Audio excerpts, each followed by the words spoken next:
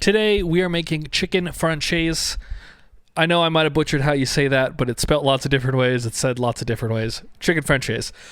You are going to start here with some thinly cut chicken breasts. You can get these at your store, thinly cut like I did, or you can get just a full-size chicken breast and cut it into smaller cutlets. Whatever works easiest for you, I recommend doing. We're also going to need some garlic. I'm going to run these through my garlic press shortly, but I'm going to peel them first. It helps with the yield a little bit because the skin of the garlic doesn't get all mashed up in there. Also, this garlic is a little bit older, so the skin's a little bit harder. It's very papery. And as you can see, there's also some impurities or rotten spots. I don't really know what causes that in the garlic. I don't think it's actually rotten, but I'm just going to cut those out.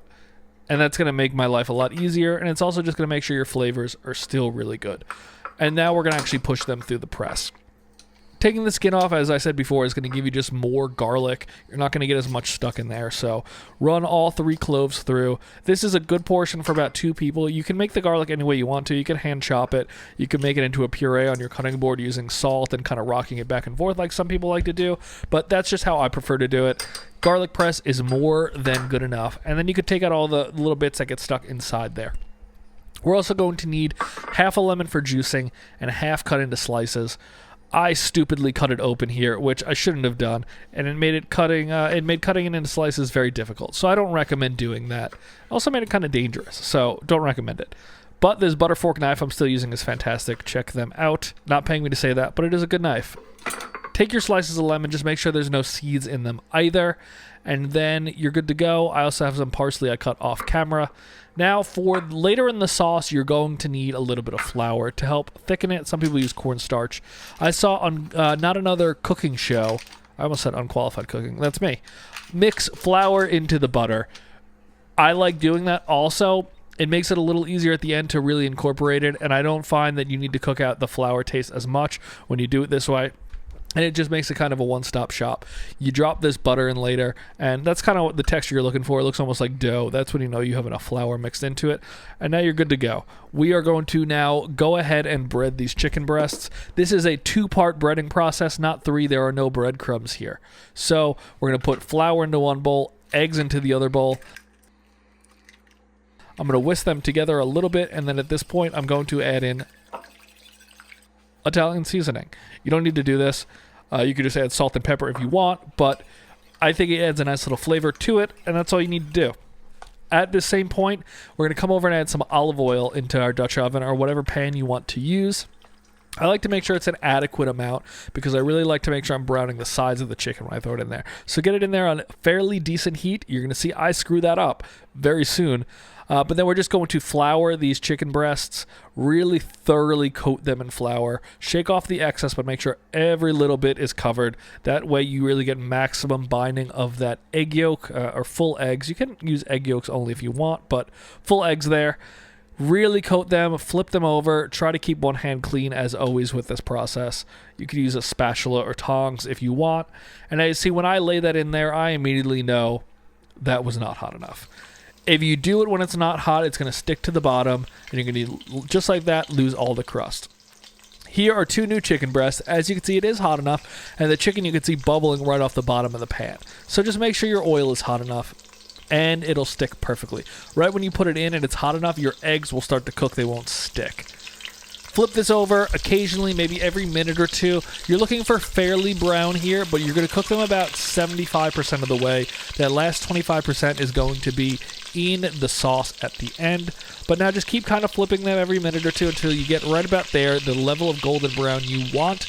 And when we take this out, we're going to throw them onto a sizzling platter. And we're going to put them into the oven at 150 degrees just to keep them warm while we wait for the sauce. You really can't do both at the same time. It's the only downside to this recipe. But pull them out once you're ready. You can see they're not like real crispy brown, and that really, I don't think matters in this recipe because you coat them in sauce and they get soggy anyway. It's the only downside. But now to make the sauce. Empty out that old olive oil. Make sure your pan is not too hot now. Add a little bit new in, and then we're going to saute this garlic. If you can tell it's too hot, don't put the garlic in. You're going to burn it. While you're doing this, you can get some of those nice bits up that were left over from that frying process. And then after you cook this garlic enough, we're going to add a little bit of white wine. About 1 cup. Make sure it's a dry white wine you would want to drink. Don't use cooking wine. And you really, really want to cook out the alcohol here. So get the heat on fairly good. Let this start to reduce a little bit. You can see here it's bubbling real nicely, and it is definitely reduced enough. So we're going to go ahead. You can see that the spatula leaves a little trail as it moves. It doesn't fill in immediately. That is how you know it's starting to reduce a little bit. Now we're going to add in the chicken stock I had before. This is a very dark chicken stock, so it's going to make the sauce a little bit darker. We're adding about 2 cups of it. If you have a light chicken stock, it'll make your sauce a little lighter color, which is what you're probably used to seeing in restaurants. But get that in, and we're going to repeat that process. Turn that heat up a little bit, and you're going to let this reduce. Always mix it too. You don't want anything sticking or burning. Right about there is where I'm looking for, heat-wise, a real hard kind of simmer. Not a boil, but it's evaporating nicely. We're going to throw those lemon slices in now, as well as the juice of that other half of the lemon. Catch those seeds if you need to.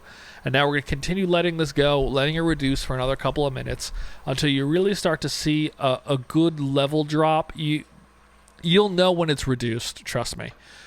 Add that butter in then at that stage. The butter and the flour at this point, you're probably a minute or 2 out from being done. Mix this in real completely, and after you bring that back to a nice simmer, once the butter's in there and cools it down a little bit, you'll notice that it is very much thickened up. And that's the goal. You're basically done with this sauce. Tweak it for any seasonings you want at this point. If you want to add a little more butter, that's totally fine. If you want it to get more like a thick sauce, you could add a little bit of cornstarch at this step too. I don't think that's necessary, but you do you.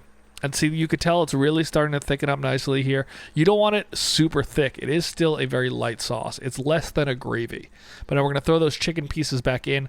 I like to not cover them at this point. They're going to get covered a little bit as you mix, but leave one side up, and that helps me kind of preserve a little bit of the crispiness. Still going to get destroyed, but keep cooking for about another minute or 2, and then your chicken is totally done, and it's time to plate it. As I said, the one thing I don't love about this dish is that, yeah, you bread it a little bit and it does go soggy from the sauce. I don't totally get that, so I try to keep as much crispiness as possible. I guess you could theoretically cook the chicken and then add the sauce on top, but we're going to now coat it quite nicely on the plate. Use a good sized plate for this too.